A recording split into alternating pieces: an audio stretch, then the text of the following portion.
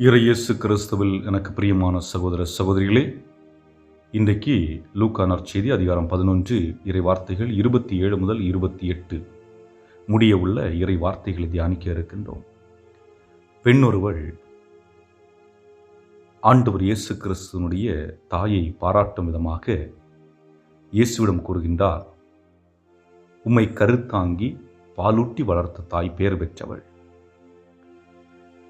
இதுபோன்ற வார்த்தைகளை கேட்பதற்கு ஒவ்வொரு தாயும் இன்றைய காலகட்டத்திலே தயாராக இருக்கின்றார்.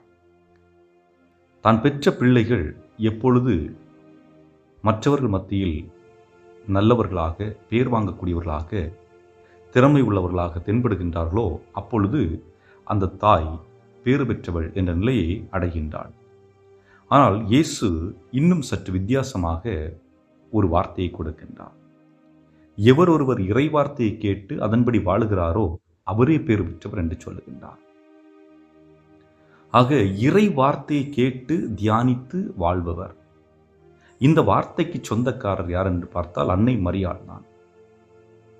ஏனென்றால் சிறு வயதிலிருந்தே இறை வார்த்தையை வாழ்வாக்கி இருந்திருக்கின்றார்.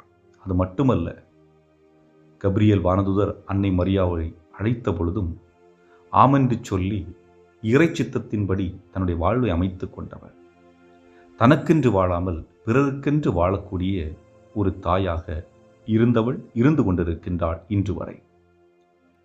ஆக அந்த நிலையில்தான் அன்னை மரியாளை ஆண்டவர் இயேசு கிறிஸ்து பேறு பெற்றவள் என்று சொல்லுகின்றார். ஆக நம்முடைய பார்வைக்கும் இறைவனுடைய பார்வைக்கும் வித்தியாசம் இருக்கிறது. நாம் இந்த உலகு சார்ந்தவற்றில் வெற்றி பெறுகின்ற பொழுது, முன்னிலைப்படுத்தப்படுகின்ற பொழுது, செல்வம் அதிகமாக சேமித்துக் கொள்கின்ற பொழுது, பெயர் புகழ் வாங்குகின்ற பொழுது ஒருவரை பேறு பெற்றவர் என்று சொல்லுகின்றோம்.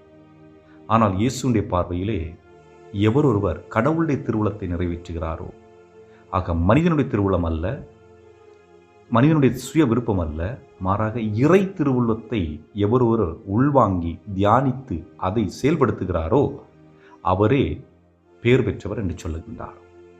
ஆக அப்படி என்றால் ஒரு கேள்வி வரும், இன்று நாங்கள் திருமண வாழ்விலே இணைந்திருக்கின்றோம், அல்லது ஒரு குருவானவராக அருட்சகோதரியாக நாங்கள் வாழ்ந்து கொண்டிருக்கின்றோம். இந்த சூழலிலே இறை வார்த்தை எப்படி வாழ்வாக்குவது?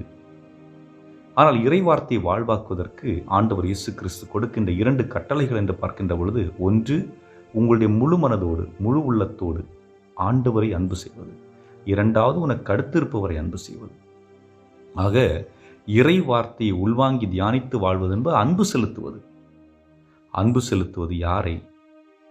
கணவன் மனைவியை, மனைவி கணவரை, பெற்றோர்கள் பிள்ளைகளை, பிள்ளைகள் பெற்றோர்களை. அன்பு செலுத்துவது என்பது எப்படிப்பட்ட அன்பு? எதிர்பார்ப்பற்ற அன்பு. எதிர்பார்ப்பற்ற அன்பு, அதாவது ஒன்றை எதிர்பார்த்து செயல்படுவது அன்பல்ல. நான் என்னுடைய கணவரை நேசிக்கின்றேன், ஆகவே என்னுடைய விருப்பத்தை அவர் நிறைவேற்றுகிறாரோ இல்லையோ, நான் அவரை நேசிப்பதனால் நான் செய்து கொண்டிருக்கின்றேன், அவரை அன்பு செய்கின்றேன். அதை போன்று நான் மனைவியும் கணவரிடத்தில் எந்த எதிர்பார்ப்பும் வைக்காமல் நான் என்னுடைய கணவரை நேசிக்கின்றேன், ஆகவே அந்த அன்பை வெளிப்படுத்துகின்றேன் என்று அவர் செயல்பட்டு கொண்டிருக்க வேண்டும்.